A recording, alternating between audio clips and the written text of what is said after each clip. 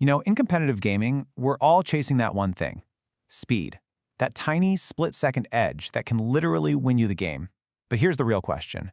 Is that edge hiding in your expensive gear, or is it hiding in you?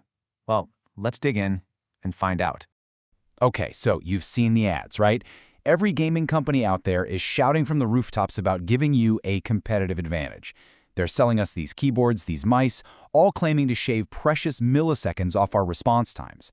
And it really makes you stop and think, can one single millisecond, we're talking 1/1000th of a second, actually be the difference between winning and losing? Is that even possible? And at the heart of this whole marketing push is usually this one magic number: 1 millisecond. The sales pitch is simple. We've made the key travel shorter, so the signal gets there 1 millisecond faster. Boom, you've got a 1 millisecond advantage. And yeah, it sounds pretty cool, I'll give them that, but let's actually put that number under a microscope for a second. What this has really created is this insane tech arms race. Seriously, you have companies just battling it out over specs, all gunning for pure, raw speed. But, and this is a big but, are they even chasing the right thing? Okay, to really get what's going on here, we have to take a step back. We need to zoom way, way out, past all the shiny hardware, and look at the single most important and most complex component in your entire setup. And that's your brain. Trust me, this is where the story gets really interesting. Because check this out.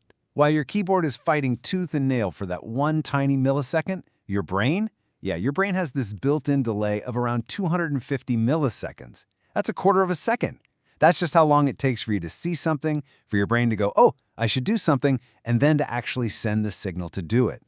All of a sudden, that 1 millisecond advantage starts to look, well, kind of puny, doesn't it? Let's actually walk through the whole chain of events, from thought to action. So first up, step 1, your brain.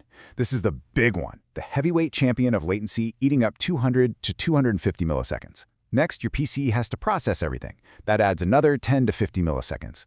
Then your monitor has to physically draw the picture, which tacks on another 10 to 30. And only after all of that, way down at the bottom of this long, slow chain, do we finally find our little 1 millisecond keyboard advantage. And this chart, wow, this really puts it all into perspective, doesn't it? Look at that tiny little sliver on the left. That's the advantage your gear is giving you. Now look at the massive bar next to it. That's you and your computer. The reality is, in most situations, that 1 millisecond gain is completely drowned out. It's just statistical noise compared to how much your own reaction time naturally varies from moment to moment. But wait a second, it's not quite that simple. I'm not just here to tell you that fast gear is useless, because it's not. While a single one-off key press might not benefit much, there's some newer tech that is absolutely changing the game, especially when you're doing something over and over and over again. And this is where we have to talk about something called rapid trigger. So what is rapid trigger? Well, it's this super cool feature you find in the newer keyboards that use magnetic switches.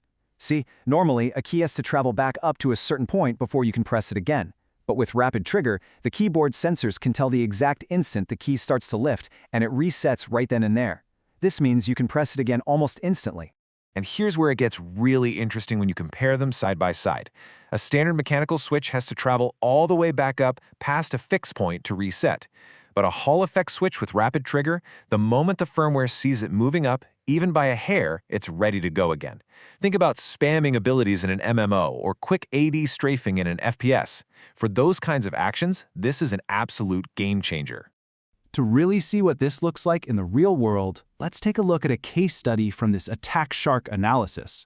Let's imagine a player, we'll call her Luna, and she's a top-tier rhythm gamer. Now, in games like that, you're hitting hundreds of actions per minute. All those tiny little delays from a keyboard's reset time, they start to stack up big time. And you know what? The numbers totally back this up. If you look at this model, the total latency for each key press plummets from around 14 milliseconds down to just 6. That is an 8 millisecond advantage on every single key press. For someone like Luna, that adds up to over 3 seconds of save time over the course of an hour. In a game where timing is everything, 3 seconds is an eternity. That's absolutely massive. So, okay, we've established that some gear, in the right situation, can make a real difference. But now we have to circle back to the biggest, wildest, most unpredictable variable in the entire equation. Yep, your brain. You know, according to research from the California Training Institute, there are dozens of things that mess with your reaction time. I mean, sure, there's the obvious stuff, right? Like age and how tired you are, but there's also your attention level, the type of stimulus, like are you reacting to a sound or a light, how intense that stimulus is, how much you've practiced, even distractions. Your internal clock is just this incredibly complex and finicky thing. Let's take arousal, for instance, and we're talking about your level of alertness here. This chart is fascinating. It shows that your reaction time is actually not at its best when you're super chill and relaxed. But it's also not at its best when you're totally wired and tense.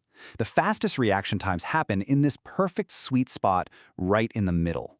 It's all about being alert and focused, but not so anxious that you're jittery. That's the zone. That's peak performance. The intensity of the stimulus plays a huge role too. It's simple, really. We react faster to a bright flash than a dim one, or a loud bang versus a quiet little pew. And this is no accident in game design.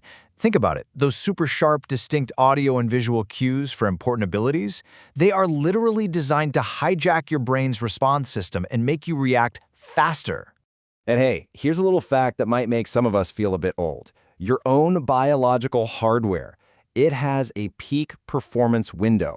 Your reaction time is naturally at its absolute fastest in your late 20s. And after that, it starts a slow, gradual decline. And sorry to say, but no fancy keyboard is ever going to change that fundamental timeline. So what's the big takeaway here? It's that you can't just focus on optimizing one tiny piece of the puzzle, like your keyboard. You have to optimize the whole system. And that absolutely includes the most important part, the person sitting in the chair. So when you're picking out your gear, you gotta remember that everything is a trade-off. That keyboard with a super short actuation point, yeah, it's faster, but you're probably gonna have way more typos or accidental ability casts. That mouse with an 8,000 Hz polling rate, it's super smooth, but it's also going to chew up more of your CPU power. There is no single best piece of gear that works for everyone. It just doesn't exist.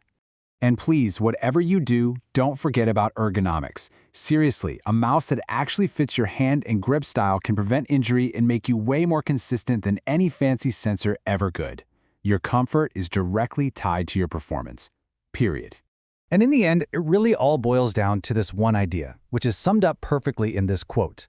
The fastest keyboard isn't the one with the biggest numbers on the box. It's the one that just clicks with you. It's the one that aligns with your body, your play style, and the games you love. It's all about finding that perfect harmony between the tech and the person using it. So look, it is so easy to get lost in the hype, to get obsessed with the gear. But I'll leave you with this one last question. After you've spent all that time and money optimizing your setup, have you spent any time optimizing the most important component of all, yourself?